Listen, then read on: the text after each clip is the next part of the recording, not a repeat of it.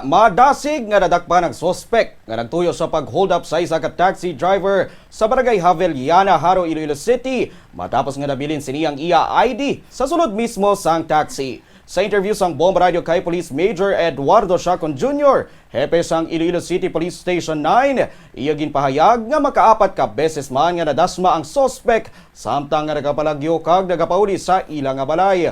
Magluwas sa ID ginpang-check man ang CCTV footages kag natultulan na di sa iya balay sa barangay San Pedro, Haro, Iloilo City. Pagi sa bulig sang barangay officials. Sunod sa polis, may record nga alarm and scandal ang arestado. May impormasyon man nga may involvement ini sa illegal nga droga. Apang gina-verify pa ini sang mga kapulisan. Nagapabili nini sa kustodiya sa mga pulis kag posible nga magatubang sa reklamo nga robbery hold-up.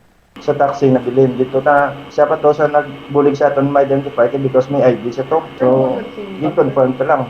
ID, charger, bayo, sapatos, mga gamit. Apat sa kanang mga karadas, papuli ka sa ila. Kalin sa pagpanabi sa taxi, gidlagan sa kita, sa CCTV, gabot sa gidlagan niya. So, kapila sa kanang karadas, amo na yung gas-gas ang arestado. As a driver naman yung gas-gas ito, kung napit sila sa paglumpat yung taxi.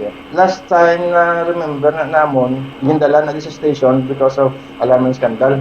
Dala man sa area, man sa lapit lang sa area ng nada. That's why na, sino to, daw man ito nagligad, nagdali sa stasyon niya o sa alarm scandal.